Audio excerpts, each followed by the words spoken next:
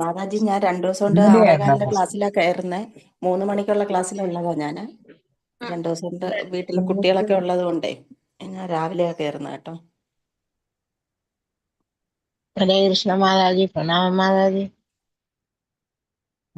ഹരേ കൃഷ്ണ, പ്രണാമം മാതാജി.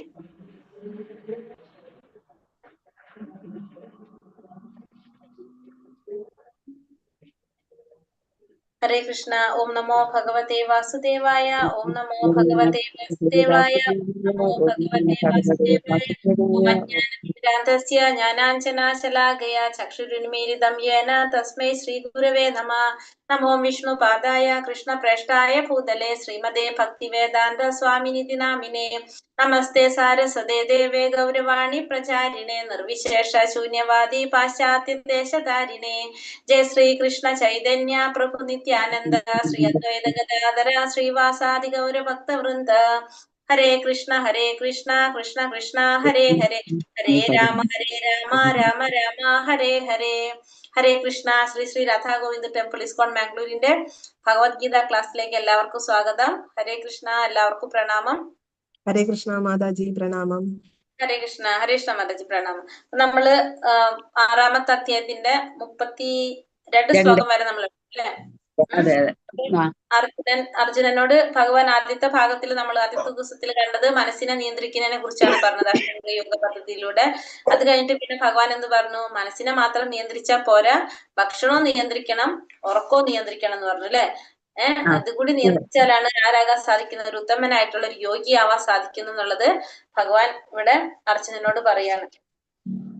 അങ്ങനെ അതിനായിട്ട് ബന്ധപ്പെട്ട കാര്യങ്ങളാണ് ഭഗവാൻ അതില് പറഞ്ഞുകൊണ്ടിരിക്കുന്നത്. ഇനി അടുത്ത ശ്ലോകത്തില് അർജുനൻ ചോദിക്കുകയാണ്. അപ്പൊ അർജുനൻ മനസ്സിനെ നിയന്ത്രിക്കാനൊക്കെ ഉണ്ടല്ലോ പറഞ്ഞത്. അപ്പൊ അർജുനൻ ഭഗവാനോട് ചോദിക്കുന്നതാണ് അടുത്ത ശ്ലോകം സ്റ്റാർട്ട് ചെയ്യുന്നത്. നമുക്ക് നോക്കാം. 33ാമത്തെ ശ്ലോകം.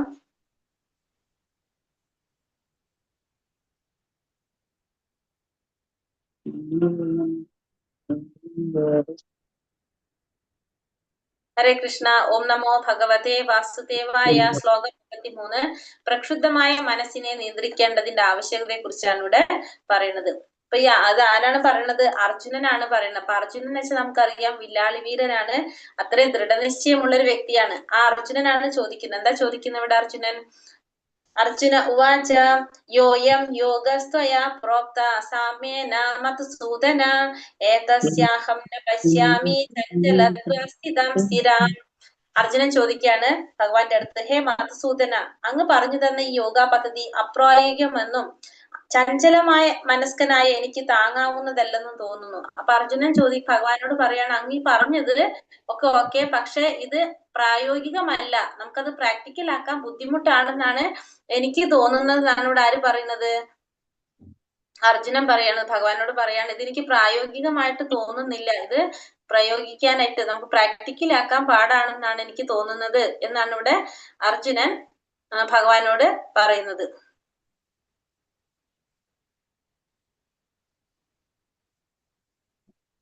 ഇന്ന് 5000 കൊല്ലങ്ങൾക്ക് മുമ്പ് നമ്മൾക്കുള്ളതിനേക്കാൾ വളരെയധികം സൗകര്യങ്ങൾ ഉണ്ടായിരുന്നു.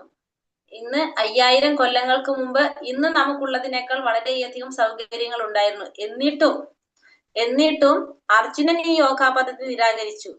അദ്ദേഹം അത് അനുഷ്ഠിച്ചതായി ചരിത്രത്തിൽ എവിടെയും കാണുന്നില്ല. അപ്പൊ അഷ്ടാംഗ യോഗ പദ്ധതി അന്ന് അർജുനൻ അതിനെന്ത് ചെയ്തു? റിജക്ട് ചെയ്തിട്ടുണ്ടായിരുന്നു. അപ്പൊ അത് ചരിത്രത്തിലൊന്നും കാണുന്നില്ല അങ്ങനെ അർജുനൻ അത് പ്രയോഗിച്ചതിനെ സംബന്ധിച്ച്. അതുകൊണ്ട് ഈ യോഗാ പദ്ധതി കലിയുഗത്തിൽ അസാധ്യമായിട്ടാണ് കരുതേണ്ടത്. ദുർലഭം ചിലർക്ക് സാധിച്ചെന്ന് വരാമെങ്കിലും സാമാന്യ ജനങ്ങൾക്ക് ദുഷ്കരം തന്നെയാണ്. 5000 കൊല്ലങ്ങൾക്ക് മുമ്പ് ഉള്ള നില ഇങ്ങനെയായിരുന്നെങ്കിൽ ഇന്നത്തെ കഥ എങ്ങനെയായിരിക്കും? അപ്പൊ ഈ കലിയുഗത്തിൽ അത് നമുക്ക് ഒന്നും കൂടി ബുദ്ധിമുട്ടാണെന്നാണ് ഇവിടെ പറയുന്നത്. ഈ അർജുനൻ എന്താ പറയുന്നത്? ചഞ്ചലം ഹി മന കൃഷ്ണ പ്രമാധി ബലവദൃഢം തസ്യാഹം നിഗ്രഹം മന്യേ വായോരിവാസു ദുഷ്കരം. മനസ്സ് ചഞ്ചലമാണ്, പ്രക്ഷുബ്ധമാണ്, വഴങ്ങാത്തതും ബലമേറിയതുമാണ് കൃഷ്ണ. അതിനെ നിയന്ത്രിക്കാൻ കാറ്റിനെ പിടിച്ചു നിർത്തുന്നേക്കാൾ പ്രയാസമുണ്ടെന്ന് എനിക്ക് തോന്നുന്നു. അപ്പൊ അർജുനൻ പറയാണ് ഭഗവാന്റെ അടുത്ത്, ഈ മനസ്സെന്ന് പറയുന്നത് ചഞ്ചലമായിട്ടുള്ളതാണ്, അതിങ്ങനെ ചഞ്ചലിച്ചുകൊണ്ടിരിക്കുന്നതാണ്, അതൊരിക്കലും സ്ഥിരമായിട്ട് നിൽക്കുന്നതല്ല. അത് പ്രക്ഷുബ്ധമായിട്ടുള്ളതും വഴങ്ങാത്ത ഇല്ലാത്തതുമാണത്. മനസ്സ് ബലമേറിയതാണത്. അപ്പൊ അതുകൊണ്ട് തന്നെ അതിനെ നിയന്ത്രിക്കാനായിട്ട് അതിനേക്കാൾ എളുപ്പമാണ് കാറ്റിനെ പിടിച്ചു നിർത്താൻ. പക്ഷെ മനസ്സിനെ പിടിച്ചു നിർത്താനായിട്ട് വളരെ ബുദ്ധിമുട്ടുണ്ടെന്നാണ് എനിക്ക് തോന്നുന്നത് എന്നാണ് ഇവിടെ ആര് പറയുന്നത്? അർജുനൻ പറയുന്നത്. ആഞ്ഞടിക്കുന്ന കാറ്റിനെ പിടിച്ചു നിർത്താൻ ആർക്കും കഴിയില്ല. പ്രക്ഷുബ്ധമായ മനസ്സിനെ പിടിച്ചു നിർത്താൻ അതിനേക്കാളും പ്രയാസമുണ്ട് എന്നാണ് ഇവിടെ അർജുനൻ ഭഗവാനോട് പറയുന്നത്. ചൈതന്യ മഹാപ്രഭു നിർദ്ദേശിക്കുന്നത് പോലെ ഹരേ കൃഷ്ണ എന്ന മോക്ഷദായക മഹാമന്ത്രം ഏറ്റവും വിനയത്തോടെ ജപിക്കുക മാത്രമാണ് മനോനിയന്ത്രണത്തിന് ഏറ്റവും പ്രയാസം കുറഞ്ഞ മാർഗം. അപ്പൊ മനസ്സിനെ നിയന്ത്രിക്കാനുള്ള ഏറ്റവും പ്രയാസം കുറഞ്ഞൊരു ഉപായം എന്ന് പറയുന്നത് എന്താണ്? ഹരേ കൃഷ്ണ മഹാമന്ത്രം, മോക്ഷദായക മന്ത്രം ജപിക്കുക എന്നുള്ളതാണ്. തന്റെ മനസ്സ് പൂർണ്ണമായിട്ടും കൃഷ്ണനിൽ അർപ്പിക്കുക. എന്നാൽ മാത്രമേ മനസ്സിനെ അലട്ടുന്ന മറ്റു പ്രവർത്തികളെല്ലാം ഇല്ലാതാകും. അപ്പൊ നമ്മൾ എന്ത് ചെയ്യണം? പൂർണ്ണമായിട്ടും ഭഗവാന് സമർപ്പിക്കുക. എങ്കിൽ മാത്രമേ നമ്മുടെ മനസ്സിനെ അലട്ടുന്ന പ്രശ്നങ്ങളിൽ നിന്നും നമുക്ക് പരിഹാരം ഉണ്ടാകുന്നുള്ളൂ.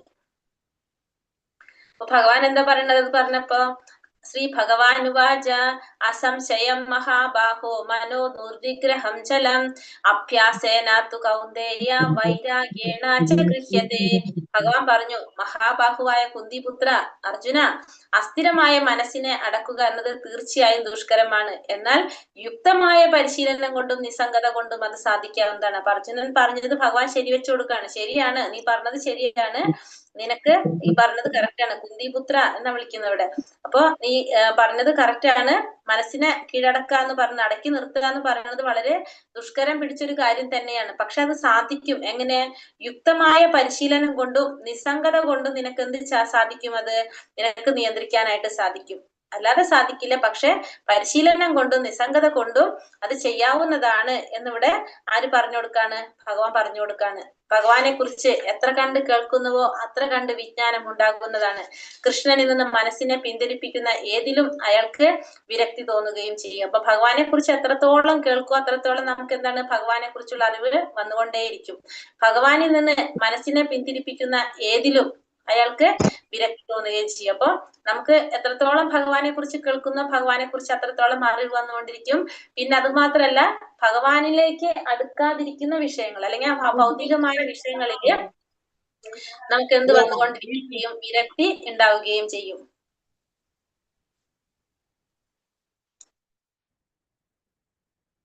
അസംയതാത്മനാ യോഗോ ദുഷ്പ്രാപ ഇതി മേ മതിഃ വശ്യാത്മനാ തു യതഥാ ശക്യോ വാപ്തുമുപായതഃ.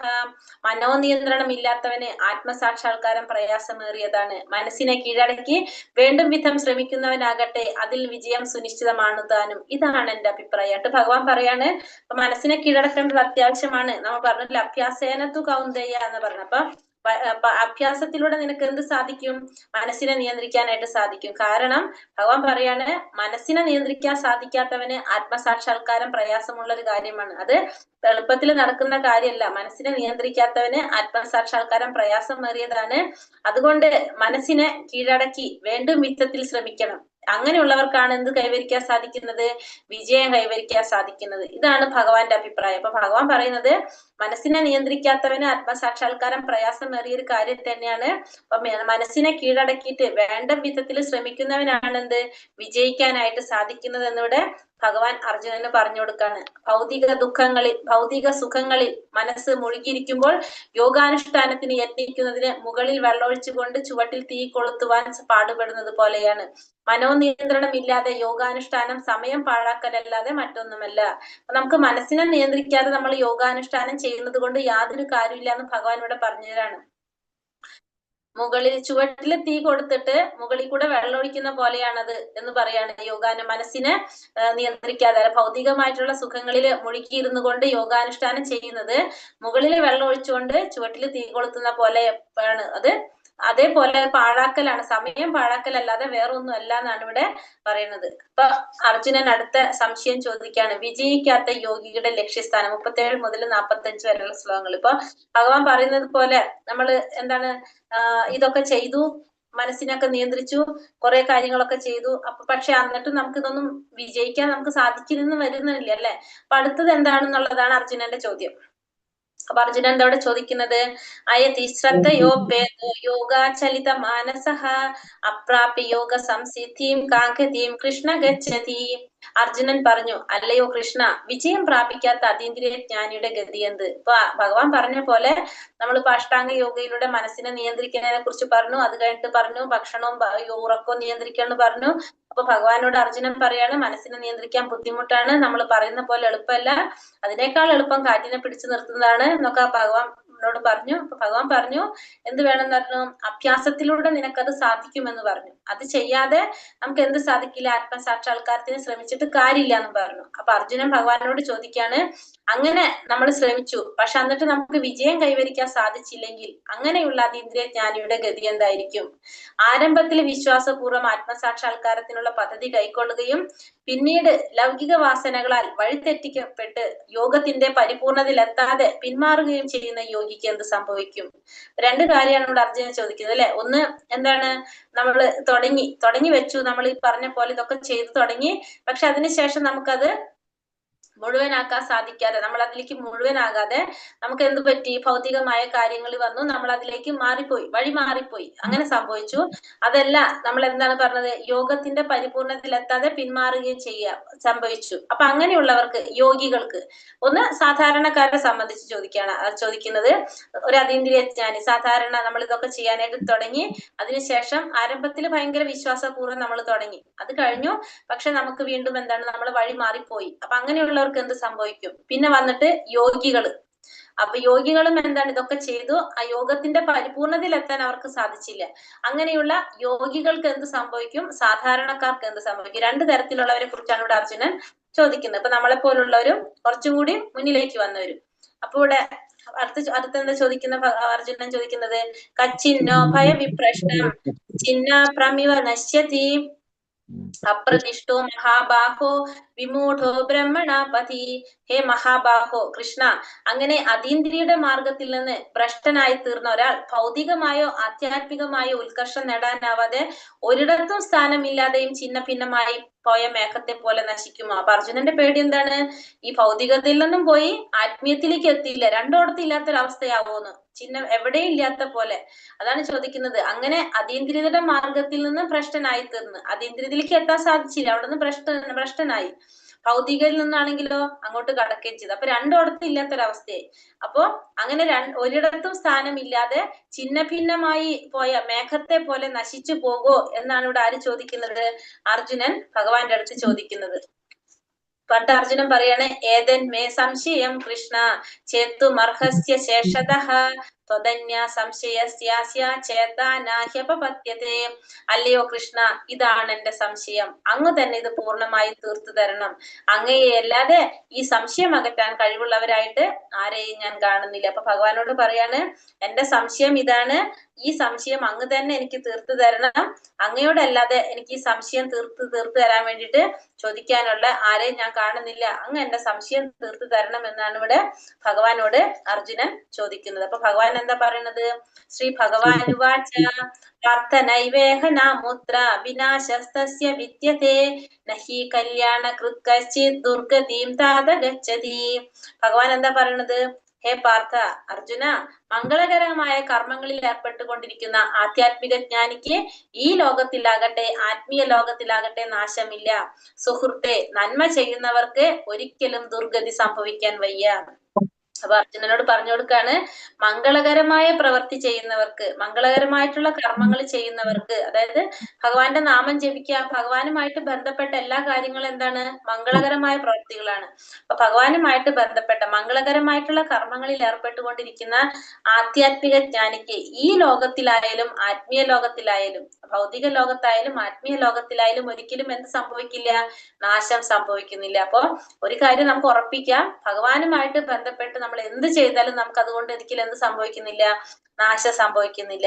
സുഹൃത്തെ, നന്മ ചെയ്യുന്നവർക്ക് ഒരിക്കലും ദുർഗതി സംഭവിക്കാൻ വയ്യ. അപ്പൊ നന്മ ചെയ്യുകയാണെങ്കിൽ അവർക്ക് ഒരിക്കലും എന്തുണ്ടാവില്ല? ദുർഗതി ഉണ്ടാവില്ല എന്ന് ഭഗവാൻ ഇവിടെ പറയുന്നതാണ്.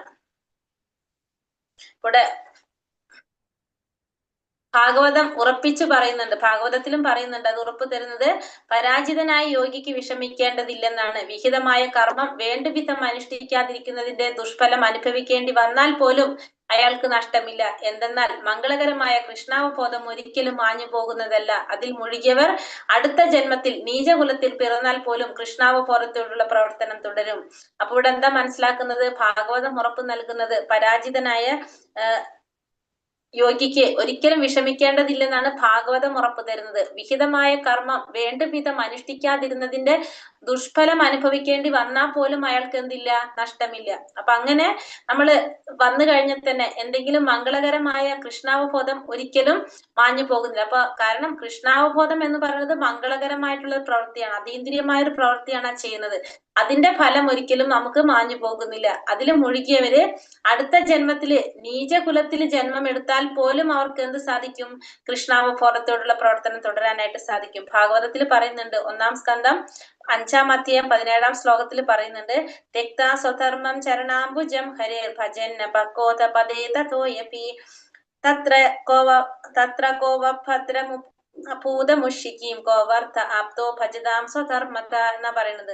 അതായത് ഭൗതികമായിട്ടുള്ള ധർമ്മങ്ങളെല്ലാം ത്യജിച്ച് ഭഗവാന്റെ ചരണങ്ങളിൽ അഭയം തേടുന്നവർക്ക് ഒരു വിധത്തിലും നഷ്ടമോ പതനമോ ഉണ്ടാകുന്നില്ല. മറിച്ച് ഭക്തിയില്ലാത്തൊരു വ്യക്തി തന്റെ കർത്തവ്യങ്ങൾ എത്ര നിറവേറ്റിയാലും അതുകൊണ്ട് യാതൊരു ഗുണം ഉണ്ടാവില്ല. ഒരു ഭക്തൻ അപ്പോ ധാർമ്മികമായിട്ടുള്ള ഭൗതികമായ ധർമ്മങ്ങളെല്ലാം ത്യജിച്ച് ഭഗവാന്റെ ചരണങ്ങളിൽ അഭയം തേടിക്കഴിഞ്ഞാൽ അവർക്ക് നഷ്ടവും ഇല്ല, പതനമൊന്നും സംഭവിക്കുന്നില്ല. പക്ഷെ ഭക്തിയില്ലാത്തൊരു വ്യക്തി എത്ര കൃത്യമായിട്ട് തന്റെ കർത്തവ്യങ്ങൾ നിർവഹിച്ചാലും അതുകൊണ്ട് അവർക്ക് യാതൊരു പ്രയോജനം ഉണ്ടാവാൻ പോകുന്നില്ല എന്ന് ഭാഗവതത്തിൽ തന്നെ പറയുന്നുണ്ട്. പ്രാപ്യ പുണ്യകൃതാം ലോക അനുഷ്ഠിതാം ശാശ്വതി സമഹ ശുചീനാം ശ്രീമതാം ഗേഹേ യോഗ ഭ്രഷ്ടോഭിജായതേ. അങ്ങനെ യോഗത്തില് പരാജയനായി കഴിഞ്ഞാല് പുണ്യം ചെയ്തവർക്കായുള്ള ഉപരിലോകങ്ങളിൽ ആനന്ദം അനുഭവിച്ച് അസംഖ്യ സംവത്സരണങ്ങൾ വാണതിന് ശേഷം നീതിനിഷ്ഠയുള്ള പുണ്യാത്മാക്കളുടെയോ ധനികരുടെയോ കുടുംബത്തിൽ വീണ്ടും പിറക്കുന്നു. അപ്പൊ നമ്മൾ പരാജയപ്പെട്ടു കഴിഞ്ഞാൽ പരാജയം സംഭവിക്കുന്ന യോഗി 2 തരത്തില് ഉണ്ടാവും. അപ്പൊ ഒന്നെന്താണ്? കുറച്ച് മുന്നേറിയതിന് ശേഷം വീണു പോകുന്നവരും കുറെ കാലത്തെ പരിശീലനത്തിന് ശേഷം വീണു പോകുന്നു. ഒന്ന് തുടക്കത്തിൽ തന്നെ വന്നു, കുറച്ചു നാൾ നിന്നു, അവർക്ക് വീഴ്ച സംഭവിച്ചു. മറ്റൊരു കുറെ മുന്നിലേക്ക് പോയി അതിനുശേഷം വീണു പോകുന്നു. അപ്പൊ 2 തരത്തിലുള്ളവരെ പറഞ്ഞു. അപ്പൊ ഇതിൽ ഒരു കൂട്ടർക്ക് എന്താ പറഞ്ഞത്? അപ്പൊ അവര് പരാജിതനായി കഴിഞ്ഞാല് പുണ്യം ചെയ്തവർക്കുള്ള ഉപരിലോകങ്ങളിൽ ആനന്ദം അനുഭവിച്ച് അസംഖ്യം സംവത്സരങ്ങൾ അവർ ചെയ്ത പുണ്യഫലം ഒക്കെ അനുഭവിച്ചതിന് ശേഷം അവർ വീണ്ടും ജന്മമെടുക്കും. അതെങ്ങനെയാണ്? നീതിനിഷ്ഠയുള്ള കുടുംബങ്ങളില്, പുണ്യാത്മാക്കളുടെ കുടുംബങ്ങളില്, ധനികരുടെ കുടുംബങ്ങളിലായിരിക്കും അവർ വന്ന് ജന്മമെടുക്കുന്നത്. ഇത്തരം കുടുംബങ്ങളിൽ ജനിച്ചവർ ഈ സൗകര്യങ്ങൾ ഉപയോഗിച്ചുകൊണ്ട് കൃഷ്ണാവബോധത്തിലേക്ക് സ്വയം ഉയരാനായിട്ട് ശ്രമിക്കേണ്ടതായിട്ട് വരും അവർക്ക്. അപ്പൊ അവർക്ക് എന്ത് സാധിക്കും? അങ്ങനെ ഉള്ള കുടുംബങ്ങളില് ധർമ്മബോധമുള്ള ശ്രേഷ്ഠതായിട്ടുള്ള കുടുംബങ്ങളില് ഐശ്വര്യത്തോടെ ജീവിക്കാനും അവർക്ക് അവസരം കിട്ടും. ആ കുടുംബത്തിൽ ജനിച്ചുകൊണ്ട് ആ വീട്ടിലെ സൗകര്യങ്ങളൊക്കെ ഉപയോഗിച്ച് കൃഷ്ണാവബോധത്തിലേക്ക് സ്വയം ഉയരാനായിട്ട് അവർക്ക് സാധിക്കാനും ചെയ്യുകയും ചെയ്യാം. അപ്പൊ അങ്ങനെയുള്ള അവര് എവിടെ ജന്മെടുക്കുക? ധർമ്മബോധമുള്ള വൈഷ്ണവ കുടുംബത്തില്, ബ്രാഹ്മണന്റെ കുടുംബത്തില്, കുലശ്രേഷ്ഠതയുള്ള ധനാഢ്യന്റെ കുടുംബത്തിലൊക്കെ ആയിരിക്കും വന്ന് ജന്മമെടുക്കുന്നത്. 1-ാമത്തെ കൂട്ടര്.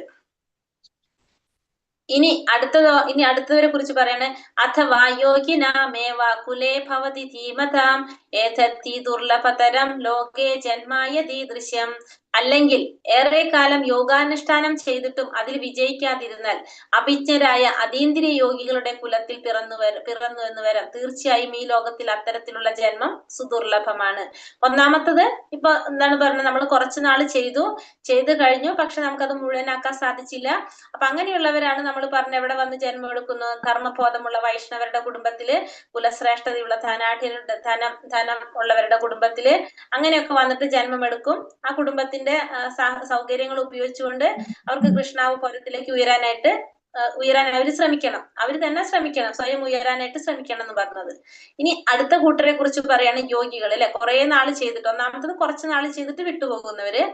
2-ാമത്തത് കുറെ നാൾ ചെയ്തിട്ട് പിന്നെ അവര് വഴിമാറി പോകുന്നവര്. അവർക്ക് എന്താ സംഭവിക്കുന്നത്? അവര് അതീന്ദ്രിയ യോഗികളുടെ കുലത്തിൽ പിറന്നു വരാം. അതീന്ദ്രിയ യോഗികളുടെ കുലത്തിലാണ് അവർ വന്ന് ജന്മമെടുക്കുന്നത്. അത്തരത്തിലുള്ള ജന്മം വളരെ സുദുർലഭമാണെന്ന് പറയുന്നത്. അപ്പൊ മഹാജ്ഞാനികളായ യോഗികളുടെ അല്ലെങ്കിൽ അതീന്ദ്രിയ ജ്ഞാനികളുടെ കുലത്തിലുള്ള ജനനത്തെ ഭഗവാൻ പ്രശംസിക്കുന്നത് അങ്ങനെ ജനിക്കുന്ന ഒരു കുട്ടിക്ക് ജീവിതത്തിന്റെ ആരംഭം മുതൽക്ക് തന്നെ ആധ്യാത്മിക പ്രവണത ഉണ്ടാകുമെന്നത് കൊണ്ടാണ് വിശേഷിച്ച് ആചാര്യന്മാരുടെയും ഗോസ്വാമിമാരുടെയും കുടുംബങ്ങൾ. അപ്പൊ അത്തരത്തിലുള്ളവർ എവിടെ ജന്മെടുക്കുന്നത്? ഗോസ്വാമി കുടുംബങ്ങളില്, ആചാര്യന്മാരുടെ കുടുംബങ്ങളിലൊക്കെ വന്നിട്ടായിരിക്കും അവര് ജന്മെടുക്കുന്നത്. അപ്പൊ അവരൊക്കെ എന്ന് വെച്ചിട്ടുണ്ടെങ്കില് ആ ഒരു കുട്ടി ചെറിയൊരു പ്രായത്തിലെ തൊട്ട് ജീവിതത്തിന്റെ ആരംഭം മുതൽ തന്നെ അവർക്ക് എന്ത് സാധിക്കും? ഈ ആധ്യാത്മിക പ്രവണത ഉണ്ടാകും എന്നുള്ളതാണ് മനസ്സിലാക്കാൻ സാധിക്കുന്നത്. അപ്പൊ അവർക്ക് എന്താണ് ചിന്തിക്കുന്നത്? അപ്പൊ വളരെ പെട്ടെന്ന് തന്നെ ഓർമ്മ വെച്ച സമയം തൊട്ട് തന്നെ അവർക്ക് എന്ത് ചെയ്യാനായിട്ട് സാധിക്കും? ആധ്യാത്മിക പ്രവണത ഉണ്ടാകാനും ഇത്തരത്തില് ചെയ്യാനായിട്ട് സാധിക്കും. അപ്പൊ അങ്ങനെയുള്ളവർ ജന്മം എടുക്കുന്ന എവിടെയാണ്? ഗോസ്വാമി കുടുംബങ്ങളിലെ ആചാര്യന്മാരുടെ കുടുംബങ്ങളിലൊക്കെ ആയിരിക്കും അവർ വന്നിട്ട് ജന്മം എടുക്കുന്നത്. അപ്പൊ അവര് ആധ്യാത്മിക ആചാര്യന്മാരായിട്ട് തീരും. കാരണം കുടുംബത്തിലുള്ളവർ എങ്ങനെയായിരിക്കും? ഭക്തിയുള്ളവരും പാണ്ഡിത്യമുള്ളവരുമായിരിക്കും അത്തരത്തിലുള്ളവര്. അപ്പൊ അങ്ങനെയുള്ള കുടുംബങ്ങളിലായിരിക്കും ഇത്തരത്തിലുള്ളവര് വന്ന് ജന്മമെടുക്കുന്നത്.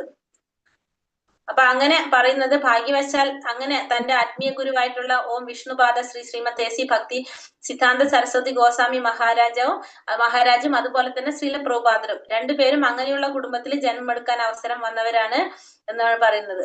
അവര് വൈഷ്ണവ കുടുംബത്തില് ഈ പറഞ്ഞ പോലത്തെ രീതിയിൽ ജന്മമെടുത്തവരാണ്. കാരണം വളരെ ചെറിയ പ്രായത്തിൽ തന്നെ ഓർമ്മ വെച്ചപ്പോ തൊട്ട് ഭഗവത് കാര്യങ്ങൾ ചെയ്തു പോന്നവരാണ് അവര്. അടുത്തത് പറഞ്ഞത് തത്ര തംബുദ്ധി സംയോഗം ലഭതേ പൂർവദേഹികം യതതേച തതോ ഭൂയ സംസിദ്ധാ കുരുനന്ദന. അല്ലയോ കുരുനന്ദന, അങ്ങനെ വീണ്ടും പിറക്കുമ്പോൾ യോഗിക്ക് മുൻ ജന്മത്തിലെ ദിവ്യാവബോധം തിരിച്ചു കിട്ടുന്നു. ആധ്യാത്മികമായി പൂർണ്ണ വിജയം നേടാൻ വേണ്ടി അയാൾ പ്രയത്നം തുടരുന്നു. അങ്ങനെ വീണ്ടും ജന്മം എടുക്കുമ്പോൾ ഈ രണ്ടാമത്തെ കൂട്ടരല്ലേ യോഗിക്ക് എന്ത് സാധിക്കാണ്? മുൻ ജന്മത്തിലെ ദിവ്യാവബോധം തിരിച്ചു കിട്ടുകയും ആധ്യാത്മികമായിട്ട് പൂർണ്ണത കൈവരിക്കാനായിട്ടുള്ള വിജയം നേടാനായിട്ടുള്ള പ്രയത്നം അയാൾക്ക് തുടരാനും സാധിക്കും. മുൻജന്മത്തിലെ അതീന്ദ്രിയാവബോധം പുനരുജ്ജീവിപ്പിക്കുന്നതിന് കിട്ടുന്ന നല്ല ജനനത്തിന് ഉദാഹരണമാണ് വിശിഷ്ട ബ്രാഹ്മണ കുലത്തിൽ 3-ാം തവണ ജന്മമെടുത്ത ഭരത മഹാരാജാവ്. ഭരത മഹാരാജാവിന്റെ കഥ നമുക്കറിയാം അല്ലെ. ആദ്യം രാജാവായിരുന്നു ഭരത മഹാരാജാവ്. അതിനുശേഷം ആരാണ് ആശ്രമത്തിൽ വന്നിട്ട് ആത്മസാക്ഷാത്കാരത്തിന് വേണ്ടി പ്രവർത്തിക്കും.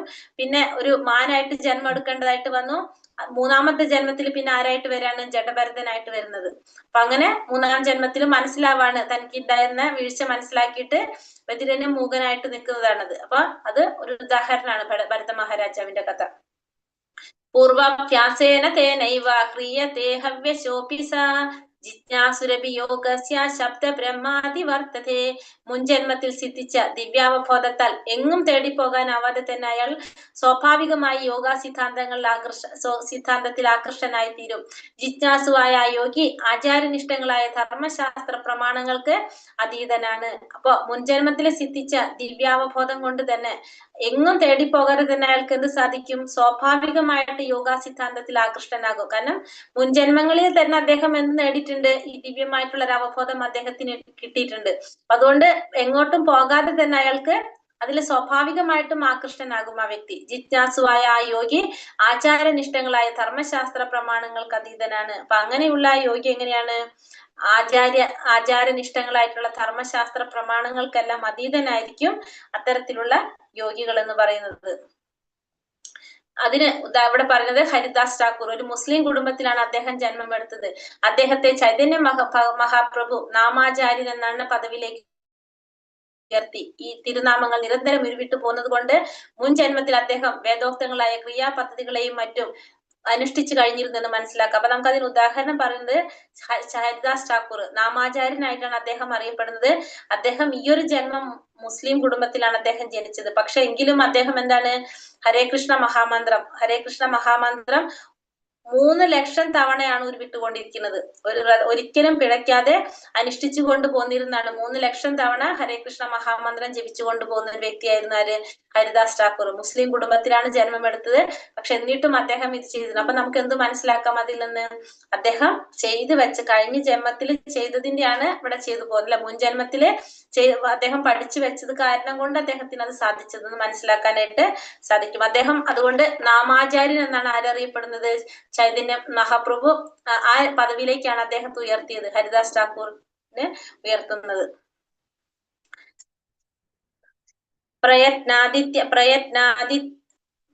പ്രയത്നാദ്യത്തമാനസ്തു യോഗി സംശുദ്ധ കിൽബിഷഃ അനേക ജന്മ സംസിദ്ധി തതോ യാതി പരാം ഗതി. സർവ കൽമഷങ്ങളും നീങ്ങി തുടർന്ന് മുന്നോട്ട് പോകാൻ ആത്മാർത്ഥമായി യത്നിച്ചു കൊണ്ടിരിക്കുന്ന യോഗിക്ക് അനേക ജന്മങ്ങളിലെ പരിശീലനത്തിന് ശേഷം പരിപൂർണത നേടി പരമലക്ഷ്യത്തിലെത്താം.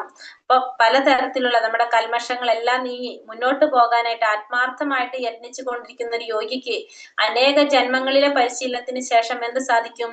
പൂർണ്ണത നേടി പരമലക്ഷ്യത്തിലെത്താൻ സാധിക്കും. അപ്പൊ നമുക്ക് ഒരു ജന്മത്തിലുള്ള പരിശീലനം അല്ലത്, കുറെ ജന്മങ്ങളിലെ ശ്രമത്തിന്റെ ഫലമായിട്ടാണ് നമുക്ക് എന്ത് സാധിക്കുന്നത്? ഈ പരിപൂർണതയിലേക്ക് എത്താനായിട്ട് നമുക്ക് സാധിക്കും. നമ്മൾ ഈ ഒരു ജന്മം കൊണ്ടല്ല ചെയ്യുന്നത്, എത്രയോ ജന്മങ്ങളായിട്ടുള്ള നമ്മുടെ ആഗ്രഹത്തിന്റെ നമ്മുടെ ശ്രമത്തിന്റെ ഫലമായിട്ടാണ് നമുക്ക് എന്ത് സാധിക്കുന്നത്? പരിപൂർണതയിലേക്ക് എത്താനായിട്ട്, ആ പരമ ലക്ഷ്യത്തിലേക്ക് എത്താനായിട്ട് സാധിക്കുന്നത്. സർവ കൽമഷങ്ങൾ അകന്ന പരിപൂർണ അവസ്ഥയാണ് എന്ത്? കൃഷ്ണാവബോധം എന്ന് പറയുന്നത്. ഇനി ഉത്തമനായിട്ടുള്ള യോഗി എങ്ങനെയുള്ളവരാണെന്നാണ് ഭഗവാൻ പറയുന്നത് ഇവിടെ. തപസ്യേഭ്യോധികോ യോഗി ജ്ഞാനിഭ്യോപി മതോധികഃ കർമ്മിഭ്യശ്ചാധികോ യോഗി തസ്മാത് യോഗി ഭവാർജുന. തപസ്വിയേക്കാൾ ശ്രേഷ്ഠനാണ് യോഗി, ജ്ഞാനിയേക്കാളും ഫലേച്ഛയോടെ കർമ്മം ചെയ്യുന്നവരെക്കാളും ശ്രേഷ്ഠനാണ് അദ്ദേഹം. അതുകൊണ്ടല്ലയോ അർജുന, ഏത് സാഹചര്യത്തിലും യോഗിയിൽ ഉറച്ചു നിൽക്കുക. അപ്പൊ തപസ്യേക്കാളും ശ്രേഷ്ഠനാണ് യോഗി, ജ്ഞാനികളെക്കാളും ഫലം ആഗ്രഹിച്ചുകൊണ്ട് കർമ്മം ചെയ്യുന്നവരെക്കാളും, അതായത് കർമ്മികളെക്കാളും ശ്രേഷ്ഠനാണ്. അതുകൊണ്ട് തപസ്യയെക്കാളും ജ്ഞാനികളെക്കാളും കർമ്മികളെക്കാളും ശ്രേഷ്ഠനായിട്ടാണ് ആര് പറയുന്നത്? ഇവിടെ യോഗിയെ പറയുന്നത്. അപ്പൊ അതുകൊണ്ട് ഏതൊരു സാഹചര്യത്തിലും എന്ത് വേണം? യോഗത്തിൽ ഉറച്ചു നിൽക്കണം എന്നാണ് ഇവിടെ ഭഗവാൻ അർജുനനോട് ഉപദേശിക്കുന്നത്. സർവ കൽമഷങ്ങളും അകന്ന പരിപൂർണ അവസ്ഥയാണ് എന്ത്? കൃഷ്ണാവബോധം എന്ന് പറയുന്നത്. എല്ലാ തരത്തിലുള്ള കൽമഷങ്ങളും ഇല്ലാതാകുന്ന ഒരു അവസ്ഥയാണ് എന്ത്? ഈ പറഞ്ഞ കൃഷ്ണാവബോധം എന്ന് പറയുന്നത്. കൃഷ്ണ ഭഗവാനെ കുറിച്ചുള്ള ഒരു അവബോധം, അതാണ് ഏറ്റവും പ്രധാനപ്പെട്ടത്. യോഗി നാമപി സർവേഷാം മദ്ഗതേനാന്തരാത്മന ശ്രദ്ധാവാൻ ഭജതേ യോ മാം സമേ യുക്തതമോ മതഃ. പൂർണ്ണ വിശ്വാസത്തോടെ എപ്പോഴും എന്നിൽ തന്നെ നിലകൊള്ളുകയും എന്നെ തന്നെ ധ്യാനിച്ചുകൊണ്ട് പ്രേമപൂർവ്വം എന്റെ സേവനത്തിൽ ഏർപ്പെട്ടുകൊണ്ടിരിക്കുകയും ചെയ്യുന്നവനാണ് എല്ലാ യോഗികളെയും വെച്ച് അത്യുത്തമ യോഗിയും എന്നോട് ദൃഢതമമായ യോഗത്തിൽ ബന്ധപ്പെട്ടിരിക്കുന്നവനും. ഇതാണ് എന്റെ അഭിപ്രായം. അപ്പൊ ഭഗവാൻ പറയാണ്, ആരാണ് ഏറ്റവും ശ്രേഷ്ഠനായ യോഗി? പൂർണ്ണ വിശ്വാസത്തോടെ എപ്പോഴും ഭഗവാനെ തന്നെ നിലകൊള്ളുക, ഭഗവാനെ തന്നെ ധ്യാനിച്ചുകൊണ്ട് പ്രേമപൂർവ്വം ഭഗവാന്റെ സേവനത്തിൽ ഏർപ്പെട്ടുകൊണ്ടിരിക്കുക. അങ്ങനെയുള്ളവനാണ് യോഗികളിൽ വെച്ച് ഏറ്റവും ഉത്തമനായിട്ടുള്ള യോഗിയും ഭഗവാനോട് ദൃഢതമമായ യോഗത്തിൽ ബന്ധപ്പെട്ടിരിക്കുന്നവനും എന്നാണ് ഭഗവാന്റെ അഭിപ്രായം എന്ന് ഭഗവാൻ പറയുന്നു. ഇവിടെ ഭജതേ എന്ന പദം വളരെ അർത്ഥവത്താണ് പറയുന്നത്. ഭജ എന്നത് ധാതുവിൽ നിന്നാണ് അതിന്റെ ഉത്ഭവം. ഭജ എന്നതിന്റെ ഭജതേ എന്ന് പറയുമ്പോ ഭജ് എന്ന് പറഞ്ഞാല് എന്ന ധാതുവിൽ നിന്നാണ് ഇതിന്റെ ഉത്ഭവം. സേവനത്തിന്റെ ആവശ്യകതയെ വ്യഞ്ചിപ്പിക്കുന്നതാണത്. അപ്പൊ സേവനത്തിന്റെ ആവശ്യകതയെ കുറിച്ച് പറയുന്നതാണിത്. പ്രേമവിശ്വാസപൂർവമായ സേവനം വിശേഷിച്ചും ഭഗവാനെ ഉദ്ദേശിച്ചിട്ടുള്ളതാണ്. അപ്പൊ പ്രേമത്തോടെ വിശ്വാസത്തോടെ ഭഗവത് സേവനം ചെയ്യുക, അത് ആർക്ക് വേണ്ടിയിട്ടാണ്? ഭഗവാൻ ഉദ്ദേശിച്ച് തന്നെയാണ് പറയുന്നത്. എല്ലാത്തരം യോഗികളുടെയും യോഗാചര്യകളുടെയും ഉച്ചകോടിയാണ് ഭക്തിയോഗം. അപ്പൊ എല്ലാ തരത്തിലുള്ള യോഗങ്ങളുടെയും ഉച്ചകോടി എന്താണ്? ഭക്തിയോഗമാണ്. അതിലേക്കുള്ള വഴികളാണ് മറ്റുള്ള യോഗങ്ങള്. അപ്പൊ മറ്റുള്ളതൊക്കെ അതിലേക്കുള്ള വഴികൾ മാത്രമാണ്. യോഗം എന്നത് വാസ്തവത്തിൽ ഏതാണ്? ഭക്തിയോഗം തന്നെയാണ്. മറ്റു യോഗങ്ങളുടെ ലക്ഷ്യം ഭക്തിയോഗത്തിൽ എത്തിച്ചേരാൻ. അപ്പൊ എല്ലാ യോഗങ്ങളുടെയും ലക്ഷ്യം എന്താണ്? ഭക്തിയോഗത്തിൽ എത്തിച്ചേരാന്നുള്ളതാണ്. അപ്പൊ എല്ലാത്തിന്റെ ലക്ഷ്യം ഭക്തിയോഗത്തിൽ എത്തിച്ചേരാന്നുള്ള. അപ്പൊ യോഗം എന്ന് പറഞ്ഞാൽ തന്നെ വാസ്തവത്തിൽ നമുക്ക് എന്ത് പറയാം? ഭക്തിയോഗം തന്നെയാണെന്ന് പറയാം. എല്ലാത്തിന്റെ ലക്ഷ്യം ഭഗവാനിലേക്ക് എത്തിച്ചേരാ എന്നുള്ളതാണ് എല്ലാത്തിന്റെയും ലക്ഷ്യം എന്ന് പറയുന്നത് തന്നെ. ഹരേ കൃഷ്ണ കൃഷ്ണ കൃഷ്ണ ഹരേ ഹരേ, ഹരേ രാമ രാമ രാമ ഹരേ ഹരേ. വാഞ്ചാകൽപതരൂപേശ്ച കൃപാ സിന്ധോഭ്യവ ച പതിതാനാം പാവനേഭ്യോ വൈഷ്ണവേഭ്യോ നമോ നമഃ. അനന്ത കോടി വൈഷ്ണവൃന്ദി കി ജയ്, ശ്രീല പ്രഭുപാദ് കി ജയ്, ഗുരുദേവ് കി ജയ്, നിത്തായ് ഗുരു പ്രമാനന്ദേ. ഹരി ഹരി ബോൽ. ഹരേ കൃഷ്ണ. ഫസ്റ്റ് ആൻസർ ഇല്ല ഇതില്.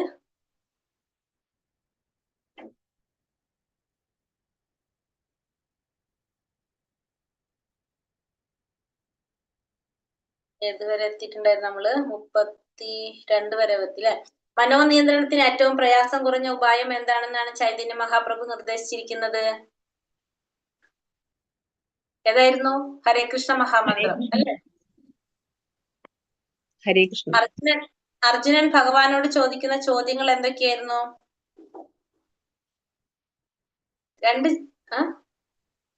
മനസ്സ് ചഞ്ചലമാണ്, പിടിച്ചു നിർത്താൻ പറ്റുന്നില്ല. അതല്ല ഹരേ ചോദിച്ചത്. കൃഷ്ണ ചോദിച്ചത് രണ്ട് ചോദ്യം ചോദിച്ചേ. യോഗികള് അത് അതെ അതെ, യോഗികൾക്ക് എന്ത് സംഭവിക്കുന്നു, പിന്നെ തുടക്കത്തിലുള്ളവരല്ലേ കുറച്ചു നാൾ ചെയ്തു അത് വിട്ടുപോയി കഴിഞ്ഞാൽ അവർക്ക് എന്ത് സംഭവിക്കുന്നു, പിന്നെ കുറെ നാൾ ചെയ്ത് അതിൽ എത്തിയിട്ട് പിന്നെ വിട്ടുപോയി കഴിഞ്ഞാൽ വഴി മാറിപ്പോയി കഴിഞ്ഞാൽ യോഗികൾക്ക് എന്ത് സംഭവിക്കും. അതായത് സാധാരണ ഇപ്പൊ നമ്മളെ പോലുള്ളവർ കുറച്ചു നാൾ ഇതൊക്കെ ചെയ്തു അത് കഴിഞ്ഞിട്ട് നമ്മൾക്ക് ചെയ്യാൻ സാധിച്ചില്ല, അപ്പൊ അത് അങ്ങനെയുള്ളവർക്ക് എന്ത് സംഭവിക്കും, പിന്നെ യോഗികൾക്ക് കുറച്ചും കൂടി ചെയ്തവർക്ക് അവർക്ക് എന്ത് സംഭവിക്കും. രണ്ടു തരത്തിലാണ് ചോദിച്ചത് അല്ലെ. അപ്പൊ ഭഗവാൻ എന്താ പറഞ്ഞത് അതിന് ഉത്തരം? ഒരു കൂട്ടര് എങ്ങനെയാന്ന് പറഞ്ഞു. ഒന്നാമത്തെ കൂട്ടരെ കുറിച്ച് പറഞ്ഞാൽ എങ്ങനെയാണ്? വൈഷ്ണവ കുടുംബങ്ങളില് ധനാഢ്യ കുടുംബങ്ങളിലൊക്കെ ജനിച്ചുകൊണ്ട് അവർക്ക് എന്ത് സാധിക്കും, ആ കുടുംബത്തിലെ സൗകര്യങ്ങൾ ഉപയോഗിച്ചുകൊണ്ട് ഭക്തിയിലേക്ക് സ്വയം ഉയരാനായിട്ട് ശ്രമിക്കാൻ സാധിക്കും എന്ന് പറഞ്ഞു, ഒന്നാമത്തെ. രണ്ടാമത്തെ കൂട്ടർ പറഞ്ഞെന്താണ്, അവർ ജനിക്കുന്നത് ആചാര്യന്മാരുടെ കുടുംബങ്ങളിലോ അതല്ലെങ്കിൽ ഗോസ്വാമികളുടെ കുടുംബങ്ങളിലോ ജന്മം കൊടുത്തുകൊണ്ട് ജീവിതത്തിന്റെ തുടക്കത്തിലെ തൊട്ട് അവർക്ക് എന്ത് സാധിക്കും, ഭഗവാനെ കുറിച്ച് അറിയാനും പ്രവർത്തിക്കാനും സാധിക്കും. അങ്ങനെയുള്ളത് ജന്മം വളരെ ദുർലഭമായിട്ട്, സുദുർലഭം എന്നാ പറഞ്ഞില്ല, അത് വളരെ അപൂർവമായിട്ടാണ് ഉണ്ടാകുന്നതെന്നും ഭഗവാൻ പറഞ്ഞു അല്ലെ. ഹരേ കൃഷ്ണ. അപ്പൊ ഇത്രയാണ് നമ്മളെ 6ാമത്തെ അധ്യായത്തില് പറയുന്നത്. എന്തെങ്കിലും സംശയങ്ങളുണ്ടോ?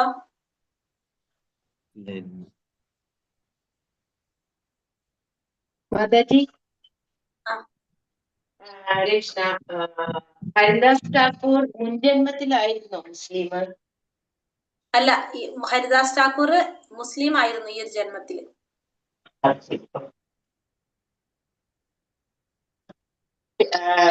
മുസ്ലിം എന്നാണ് പിന്നെ ഹിന്ദുത്വത്തിലേക്ക് പോകുന്നത്. ഹരിദാസ് ഠാക്കൂർ ജന്മം കൊണ്ട് മുസ്ലിം ആയിരുന്നു. പക്ഷെ അദ്ദേഹം അദ്ദേഹം എന്ത് ചെയ്തുകൊണ്ടിരുന്നു, ഭഗവാന്റെ ഹരേകൃഷ്ണ മഹാമന്ത്രം ജപിച്ചുകൊണ്ടിരുന്നു. അപ്പൊ അത് നമുക്ക് മനസ്സിലാക്കാൻ സാധിക്കുന്ന അപ്പൊ എന്താണ്, പൂർവ്വജന്മത്തിൽ അദ്ദേഹം അത് ചെയ്തത് കൊണ്ടാണല്ലോ അദ്ദേഹം അത് ഇവിടെ ചെയ്യുന്നത്. ഹരേ കൃഷ്ണ മാതാജി, അദ്ദേഹമാണ് ഇപ്പൊ ഈ ഹിമാലയൻ യോഗി എന്ന് പറയുന്ന ഒരു പുസ്തകം എഴുതിയത്.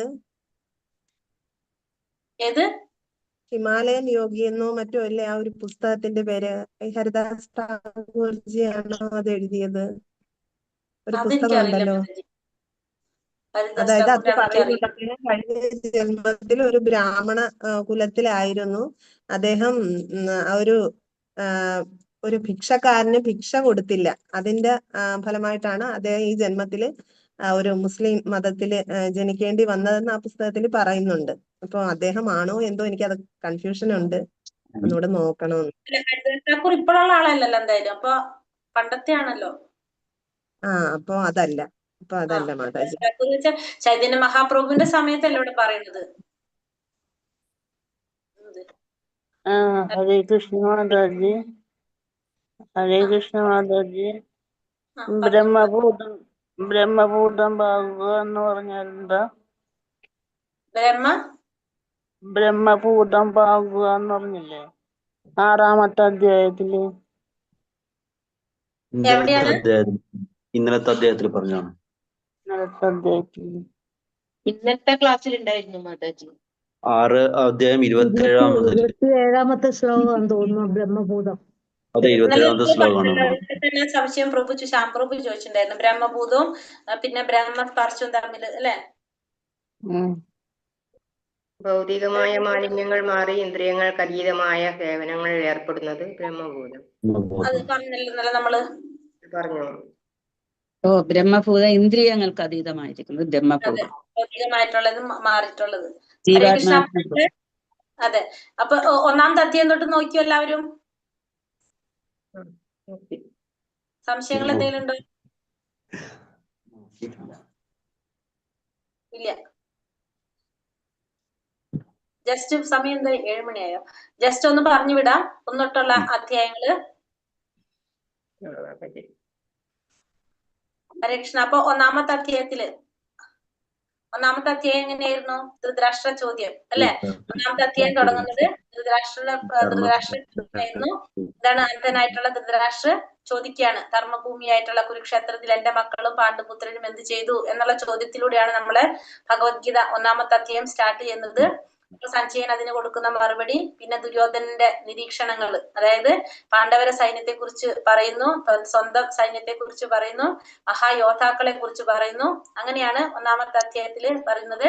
പിന്നെ അത് കഴിഞ്ഞിട്ട് അർജുനന്റെ അഭ്യർത്ഥന, ഭഗവാനോടുള്ള അർജുനന്റെ അഭ്യർത്ഥന, രണ്ട് സൈന്യത്തിന്റെയും സെന്ററിൽ കൊണ്ട് രഥം നിർത്താനും ആരൊക്കെയാണ് യുദ്ധത്തിന് വന്നിരിക്കുന്നതെന്ന് കാണാനായിട്ട് ആരാഗ്രഹിക്കുകയാണ്? അർജുനൻ ആഗ്രഹിക്കുന്നതാണ്.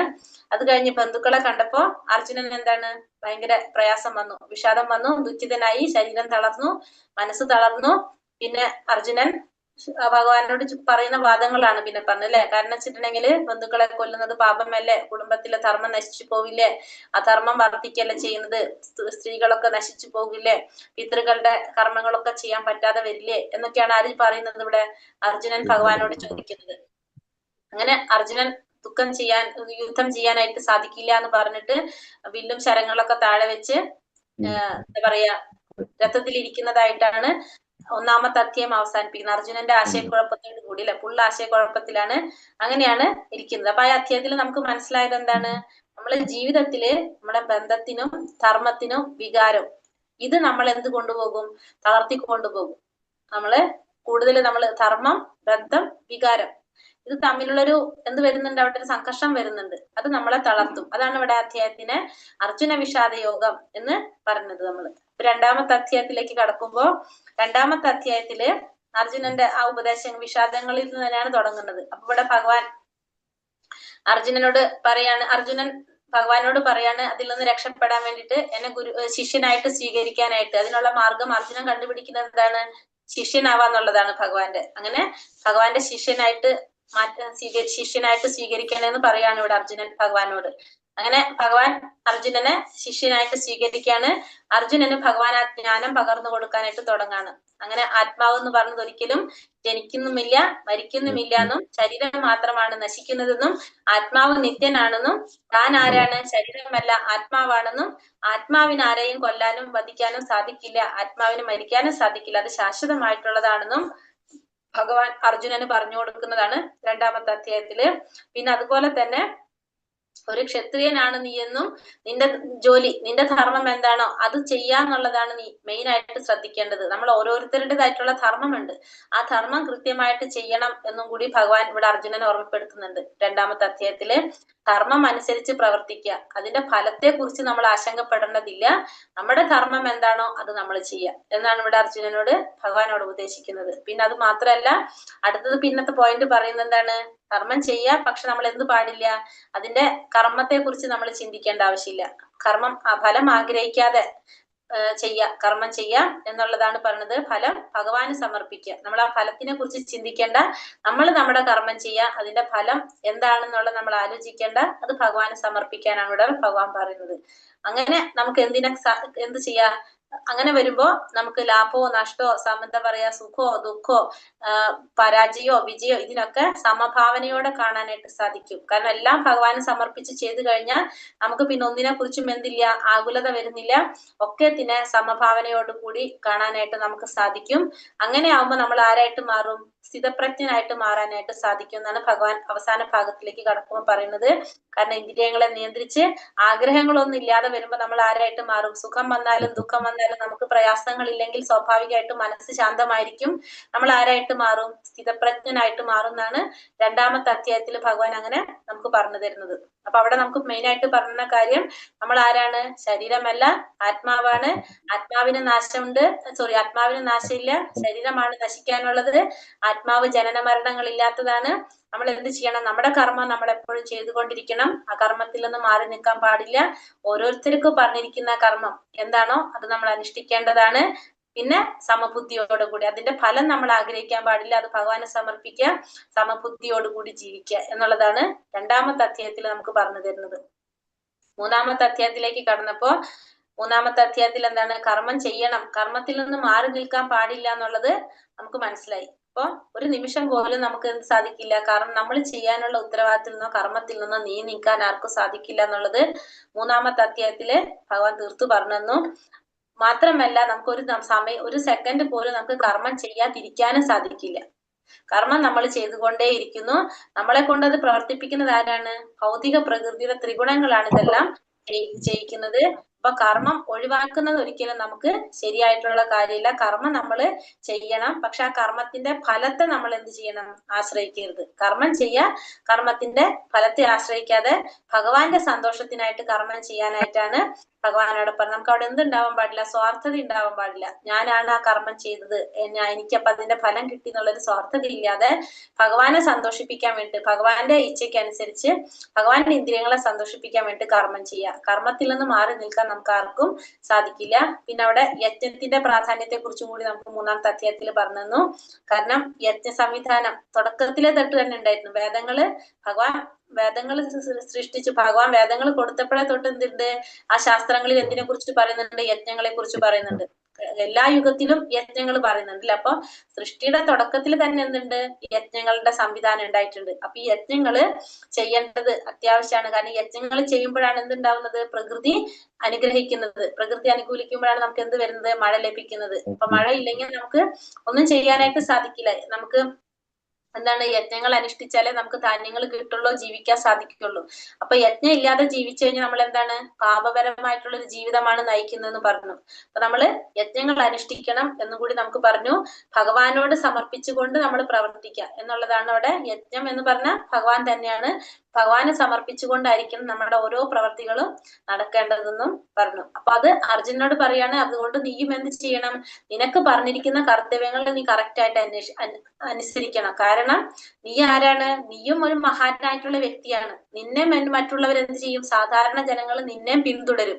അതുകൊണ്ട് നീ എന്ത് ചെയ്യണം? നിന്റെ ഉത്തരവാദിത്വം നീ കറക്റ്റ് ആയിട്ട് ചെയ്ത് പ്രവർത്തിച്ചു പോകണം എന്നാണ് ഇവിടെ അർജുനനോട് ഭഗവാൻ 3-ാമത്തെ അധ്യായത്തിൽ പറഞ്ഞു കൊടുക്കുന്നത്. അപ്പൊ ഭഗവാൻ പറയുന്നത് നമ്മൾ എന്ത് ചെയ്തിരിക്കണം? മറ്റുള്ളവർക്ക് മാതൃകയായിട്ട് പ്രവർത്തിക്കാനാണ് ഇവിടെ അർജുനനോട് ഭഗവാൻ പറയുന്നത്. പിന്നെ ഫലത്തിൽ ആസക്തി ഇല്ലാതെ കർമ്മം ചെയ്യുക. നമ്മൾ കർമ്മം ചെയ്യാനും വേണം, ആ കർമ്മത്തിന്റെ ഫലത്തിൽ ഒരിക്കലും ആസക്തി ഉണ്ടാവാൻ പാടില്ല. ഞാൻ അത് ചെയ്തു എന്നുള്ളൊരു അഹങ്കാരം അത് നമ്മളിൽ ഉണ്ടാവാതെ നമ്മൾ എന്ത് ചെയ്യുക? കർമ്മം മാത്രം ചെയ്യുക. ഫലം എന്താണെന്നുള്ളത് നമ്മൾ ഒരിക്കലും നോക്കേണ്ട ആവശ്യമില്ല.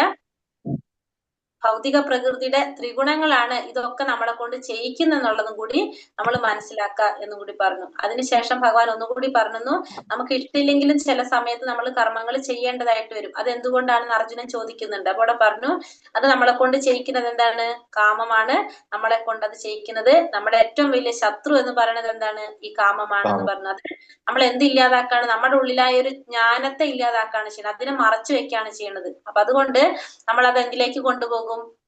കോപത്തിലേക്ക് കൊണ്ടുപോകും എന്ന് പറഞ്ഞു. അപ്പൊ അതുകൊണ്ട് നമ്മൾ എന്ത് ചെയ്യണം?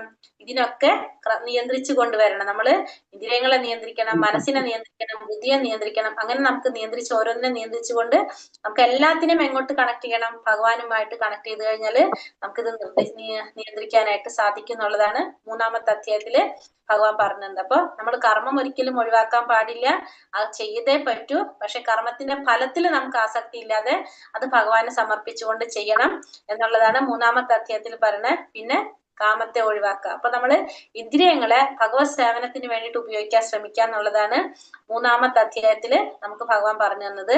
അത് കഴിഞ്ഞിട്ട് 4-ാമത്തെ അധ്യായത്തില് ഭഗവാനെ കുറിച്ചുള്ള ജ്ഞാനം, ആ പരമ്പരയെ കുറിച്ചൊക്കെയാണ് പറഞ്ഞത് അല്ലെ.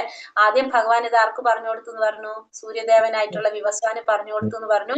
പിന്നെ അത് രാജർഷിമാരിലൂടെ വന്നു, രാജർഷിമാരിലൂടെ കിട്ടി. പക്ഷെ അത് പിന്നീട് എന്ത് സംഭവിച്ചതിന്? കാലക്രമേണ അതിന് നഷ്ടം സംഭവിച്ചപ്പോഴാണ് അർജുനനെ തെരഞ്ഞെടുക്കുന്നത്. കാരണം അർജുനൻ ഭഗവാന്റെ ഭക്തനായതുകൊണ്ട് അർജുനനിലൂടെയാണ് പിന്നെ നമുക്ക് എന്ത് കിട്ടുന്നത്? ഭഗവത്ഗീത നമുക്ക് മനസ്സിലാക്കാനായിട്ട് നമുക്ക് സാധിക്കുന്നത്.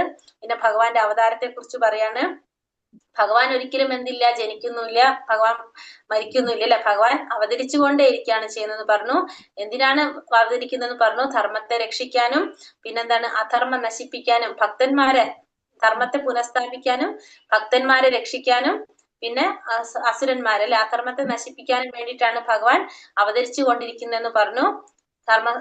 ഭഗവാൻ അവതരിക്കുന്നതിനെ കുറിച്ച് പറഞ്ഞു. അത് കഴിഞ്ഞിട്ട് നമ്മൾ എന്ത് ചെയ്യണം? അതിൽ ഭഗവാൻ പറഞ്ഞു, ആ അജ്ഞാനം നശിപ്പിക്കാൻ വേണ്ടിയിട്ട് ജ്ഞാനം നേടണം. നമ്മള് ശരിയായ അറിവോട് കൂടിയായിരിക്കണം നമ്മൾ കർമ്മങ്ങൾ ചെയ്യേണ്ടത്. അപ്പൊ നമുക്ക് ഒരിക്കലും എന്തുണ്ടാവില്ല? പാപങ്ങൾ ഏൽക്കേണ്ടി വരില്ല. അത് ഭഗവാന് വേണ്ടി ചെയ്യണം എന്ന് മാത്രമല്ല, നമ്മള് അജ്ഞാനത്തെ ഇല്ലാതാക്കണം. ആ ജ്ഞാനം നേടിയാലാണ് നമുക്ക് എന്ത് വരുന്നത്? അജ്ഞാനം ഇല്ലാതാകുന്നത് അല്ലെ. അജ്ഞാനം എന്ന് വെച്ചാൽ ഇരുട്ടാണ്. അവിടെ വെളിച്ചം വരണമെങ്കിൽ എന്ത് വേണം? അറിവ് നേടണം. അങ്ങനെ അതിനു വേണ്ടിയിട്ട് നമ്മളോട് അടുത്ത അടുത്ത ഭാഗത്തിൽ പറഞ്ഞത് ഒരു ഗുരുവിനെ സ്വീകരിക്കേണ്ടതിനെ കുറിച്ചാണ് പറയുന്നത്. അപ്പൊ ഒരു ഗുരുവിനെ സ്വീകരിക്കണം. ആ ഗുരുവിനെ ഗുരു എങ്ങനെയായിരിക്കണം? ആത്മജ്ഞാനം നേടിയ വ്യക്തിയായിരിക്കണം ഗുരു. ആ ഗുരുവിൽ നിന്ന് സത്യത്തെ കുറിച്ച് അറിയാനായിട്ട് ശ്രമിക്കണം. ആ ഗുരുവിനെ എങ്ങനെയാണ് സമീപിക്കേണ്ടത്? വിനയത്തോടെ, സേവന ഭാവത്തോടെ ആയിരിക്കണം ചോദ്യങ്ങൾ ചോദിക്കേണ്ടത്. ആ രീതിയിലായിരിക്കണം ഗുരുവിൽ നിന്നും നമ്മൾ ആ സത്യത്തെ കുറിച്ച് അറിയാനായിട്ട് ശ്രമിക്കേണ്ടതെന്നും ഭഗവാൻ ആ അധ്യായത്തിൽ 4ാമത്തെ അധ്യായത്തിൽ പറഞ്ഞു തന്നു. അവിടെ ഭഗവാന്റെ അവതാരത്തെ കുറിച്ചും അവതാര ലക്ഷ്യത്തെ കുറിച്ചും കറക്റ്റ് ആയിട്ട് നമുക്ക് പറഞ്ഞു. ആ ഒരു ജ്ഞാനം നേടേണ്ടതിന്റെ ആവശ്യകതയെ കുറിച്ച് പറഞ്ഞു തന്നു. എങ്ങനെയുള്ള ഒരു ഗുരുവിൽ നിന്നായിരിക്കണം ജ്ഞാനം നേടേണ്ടതെന്നും എങ്ങനെ നേടണമെന്നും ഭഗവാൻ നമുക്ക് അധ്യായത്തിൽ പറഞ്ഞു തന്നു. അങ്ങനെ കർമ്മത്തെ നമുക്ക് ശുദ്ധമാക്കി മാറ്റാനായിട്ട് സാധിക്കും എന്നുള്ളതാണ് 4ാമത്തെ അധ്യായത്തിൽ പറഞ്ഞത്. ഇനി 5ാമത്തെ അധ്യായം വന്നപ്പോ കർമ്മ സന്യാസ യോഗം, സന്യാസ യോഗത്തെ കുറിച്ചാണ് അവിടെ പറയുന്നത്. കർമ്മം ഉപേക്ഷിക്കണോ ചെയ്യണോ എന്നാണ് ഇവിടെ ആര് ചോദിച്ചത്? അവിടെ അർജുനൻ ചോദിക്കുന്നത്. അപ്പൊ ഭഗവാൻ പറഞ്ഞെന്താണ്? രണ്ടും നല്ലത് തന്നെയാണ്, രണ്ടും നല്ലത് തന്നെയാണ്. പക്ഷെ കർമ്മം ചെയ്യുക, കർമ്മയോഗം, അതായത് കർമ്മം ചെയ്യാ എന്തില്ലാതെ, ആസക്തി ഇല്ലാതെ, അല്ല നമ്മള് അതാണ് എന്ത് കൂടുതൽ ഉത്തമമായിട്ടുള്ളത് പറഞ്ഞു. ഭഗവാൻ വേണ്ടി ചെയ്യുന്നതാണ് പറഞ്ഞു. നമ്മൾ ജീവിക്കുന്നു എന്ന ഭാവം നമ്മൾ ഒഴിവാക്കുക. അതായത് നമ്മൾ എന്താണ്, ആസക്തി ഉണ്ടാവാൻ പാടില്ല, എല്ലാം ഭഗവാന് വേണ്ടി സമർപ്പിക്കുക. അതാണ് എന്ത് യഥാർത്ഥത്തിലുള്ള സന്യാസം എന്ന് പറയുന്നത്. നമ്മളുടേതായിട്ടുള്ള ഒരു ഭാവം നമുക്കില്ല. നമ്മൾ ചെയ്യുന്നതെല്ലാം ആർക്ക് വേണ്ടിയിട്ടാണ്? ഭഗവാന് വേണ്ടിയിട്ടാണ്. അതാണ് നമ്മുടെ യഥാർത്ഥത്തിലുള്ള നമ്മുടെ ഒരു ഭാവം. അതാണ് പരിത്യാഗം എന്ന് പറയുന്നത്. നമുക്ക് നമ്മുടെ എന്ന് പറഞ്ഞ സംഭവമില്ല. നമ്മുടെ ഈ ശരീരവും ആ ശരീരത്തിൽ ഇരിക്കുന്ന എല്ലാ ഇന്ദ്രിയങ്ങളും നമ്മൾ ആർക്ക് വേണ്ടി ഉപയോഗിക്കുന്നു? ഭഗവാന് വേണ്ടി ഉപയോഗിക്കുന്നു. അതാണ് ഒരു സന്യാസി, പരിത്യാഗി എന്ന് പറയുന്നത്. അപ്പൊ നമ്മൾ എന്ത് ചെയ്യണം? നമുക്ക് നമ്മുടെ ആഗ്രഹങ്ങളും നമ്മളെ അഹങ്കാരം എല്ലാം വിട്ടാലേ നമുക്ക് എന്ത് കിട്ടുള്ളൂ? ശാന്തി കൈവരിക്കാനായിട്ട് സാധിക്കുള്ളൂ. ഭഗവാനാണ് എല്ലാത്തിന്റെയും അധിപതി എന്ന് നമ്മൾ മനസ്സിലാക്കുക. എല്ലാത്തിന്റെയും നാഥൻ ഭഗവാനാണ്, പരമഭോക്താവ് ഭഗവാനാണ്, എല്ലാത്തിന്റെ നിയന്താവും എല്ലാത്തിന്റെ ഉറവിടവും ഭഗവാനാണെന്ന് മനസ്സിലാക്കുക. അപ്പൊ നമ്മൾ അവിടെ പറഞ്ഞെന്താണ്? കർമ്മം ഉപേക്ഷിക്കാൻ നമ്മൾ പാടില്ല, ആസക്തിയോടെ അത് ചെയ്യുക. എങ്ങനെയാണ്? ഭഗവാനോടുള്ള ആസക്തിയോടെ, ഭഗവാന്റെ ഇന്ദ്രിയങ്ങളെ സന്തോഷിപ്പിക്കാൻ വേണ്ടി ചെയ്തു കഴിഞ്ഞാൽ നമ്മൾ സ്വാഭാവികമായിട്ടും എന്ത് ലഭിക്കും? അവിടെ ശാന്തി ലഭിക്കും എന്നുള്ളതാണ് ഈ അധ്യായത്തില്, 5ാമത്തെ അധ്യായത്തില് പറയുന്നത്. 6ാമത്തെ അധ്യായം യോഗയെ കുറിച്ചാണ്, അഷ്ടാംഗ യോഗ പദ്ധതിയെ കുറിച്ചാണ് പറയുന്നത്. കർമ്മം ഉപേക്ഷിച്ച്, കർമ്മത്തിന്റെ ഫലം ഉപേക്ഷിച്ച് കർമ്മം ചെയ്യുന്നവനാണ് യഥാർത്ഥത്തിലുള്ള ഒരു യോഗി എന്ന് പറയുന്നു. ഒരു സന്യാസിയും യോഗിയും ഒരേ ലക്ഷ്യത്തിൽ പോകുന്നവരാണ്. അവരുടെ ലക്ഷ്യം എന്താണ്? കർമ്മത്തിന്റെ ഫലം ഉപേക്ഷിച്ച് ചെയ്യുന്നവരാണെന്ന് പറഞ്ഞു. പിന്നെ അവിടെ മനസ്സ് നിയന്ത്രിക്കുന്നതിനെ കുറിച്ചാണ് അതിൽ പറയുന്നത്. അപ്പൊ മനസ്സ് വളരെ ചഞ്ചലമാണെന്ന് അപ്പൊ അർജുനൻ പറയുന്നു. അപ്പൊ നമ്മളോട് ഭഗവാൻ പറഞ്ഞു എങ്ങനെയാണ് അതിനെ നിയന്ത്രിക്കാൻ സാധിക്കും? എങ്ങനെയാണ്? അഭ്യാസത്തിലൂടെയും വൈരാഗ്യത്തിലൂടെയും, അല്ലെ? വൈരാഗ്യം എന്ന് വെച്ചാൽ ഡിറ്റാച്ച്മെന്റ്. നമുക്ക് നമ്മൾ എന്ത് ചെയ്യാം? വൈരാഗ്യത്തിലൂടെ നമുക്കത് സാധിക്കും, ഈ മനസ്സിനെ നിയന്ത്രിക്കാനായിട്ടെന്ന് പറഞ്ഞു. അപ്പൊ പിന്നെ ധ്യാനിക്കുന്നതിന്റെ രീതികളെ കുറിച്ചൊക്കെ പറഞ്ഞു. അഷ്ടാംഗ യോഗിയിലല്ല അതും പറഞ്ഞതിനെ കുറിച്ച് പറഞ്ഞു. ഇരിക്കുന്ന ശുദ്ധമായ സ്ഥലത്തിരിക്കണം. എങ്ങനെയാ പറഞ്ഞ? ഋജുരേഖയിൽ നിർത്തണം പറഞ്ഞു. തലയും ശരീരവും കഴുത്തൊക്കെ ഋജുരേഖയിൽ നിർത്തണം. അങ്ങനെ മനസ്സ് ഭഗവാനിൽ ശ്രദ്ധ കേന്ദ്രീകരിക്കണം പറഞ്ഞു. അങ്ങനെയാണ് മനസ്സിനെ നിയന്ത്രിക്കുന്നതിനെ കുറിച്ച് അവിടെ പറഞ്ഞത്. അപ്പൊ അർജുനൻ ഇതൊക്കെ കേട്ട് കഴിഞ്ഞപ്പോ അർജുനൻ ചോദിക്കുന്ന എന്താണ്? അപ്പൊ അതിനു മുന്നേ ഭഗവാൻ പറയുന്നുണ്ട് മനസ്സ് മാത്രം നിയന്ത്രിച്ചാൽ പോരാ, ഭക്ഷണവും നിയന്ത്രിക്കണം, ഉറക്കവും നിയന്ത്രിക്കണം. ഇങ്ങനെയൊക്കെ നിയന്ത്രിച്ചാണ് നമുക്ക് ആരാകാൻ സാധിക്കുക? യോഗിയാവാൻ സാധിക്കുന്നെന്ന് പറഞ്ഞു. അപ്പൊ അർജുനൻ ഇതൊക്കെ കേട്ടപ്പോ ചോദിച്ച 2 ചോദ്യങ്ങളാണ്. നമുക്ക് മനസ്സിനെ നിയന്ത്രിക്കാൻ വളരെ ബുദ്ധിമുട്ടാണെന്ന് പറഞ്ഞു അർജുനൻ. അപ്പൊ ഭഗവാൻ അത് സമ്മതിക്കുന്നുണ്ട്. ശരിയാണ്, മനസ്സിനെ നിയന്ത്രിക്കാൻ ബുദ്ധിമുട്ടാണ്. പക്ഷെ എന്ത് സാധിക്കും? പരിശ്രമത്തിലൂടെ, വൈരാഗ്യത്തിലൂടെ നിനക്കത് സാധിക്കുമെന്ന് ഭഗവാൻ പറഞ്ഞു കൊടുക്കുന്നു. അതിനുശേഷം അർജുനൻ ചോദിക്കുകയാണെന്ത്? ഇത്തരം പരിശീലനങ്ങളൊക്കെ ചെയ്തു നമ്മളൊരു യോഗിയായി, അല്ലെങ്കിൽ നമ്മൾ നമ്മളിത് ചെയ്തതിന് ശേഷം നമുക്കിത് മുഴുവനാക്കാൻ സാധിക്കുന്നില്ല, നമ്മളത് വിട്ടുപോകാണെങ്കിൽ അങ്ങനെയുള്ളവർക്ക് എന്ത് സംഭവിക്കും എന്നാണ് അർജുനൻ ചോദിക്കുന്നത്. പരാജയപ്പെടുന്നവർക്ക്. അപ്പൊ അങ്ങനെയുള്ളവർ ഒന്നുകിൽ എന്ത് പറഞ്ഞു? ഭഗവാൻ പറഞ്ഞു ധനാഠ്യരുടെ കുടുംബങ്ങളിൽ, ധർമ്മബോധമുള്ളവരുടെ കുടുംബങ്ങളിൽ, അല്ലെങ്കിൽ വൈഷ്ണവ കുടുംബത്തിൽ ജന്മം എടുത്തിട്ട് അവിടുത്തെ സൗകര്യങ്ങൾ ഉപയോഗിച്ചുകൊണ്ട് അവർക്ക് വീണ്ടും എന്ത് സാധിക്കും? കൃഷ്ണാവബോധം തുടർന്നു കൊണ്ടുപോകാൻ സാധിക്കും എന്ന് പറഞ്ഞു. അതല്ല, യോഗികളെ സംബന്ധിച്ചാണെങ്കിൽ അവരെന്താണ്? ഗോസ്വാമികളുടെ കുടുംബത്തിലോ ആചാര്യന്മാരുടെ കുടുംബങ്ങളിലോ ജന്മം എടുത്തിട്ട് ജീവിതത്തിന്റെ തുടക്കത്തിലെ തൊട്ട് തന്നെ അവർക്ക് എന്ത് സാധിക്കും?